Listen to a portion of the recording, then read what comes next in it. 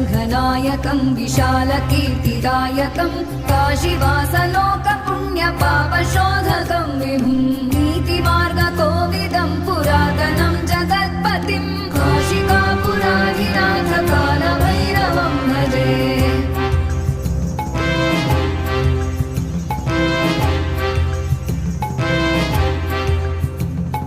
कालभैरवाष्टकं पठन्ति ये मनोहरं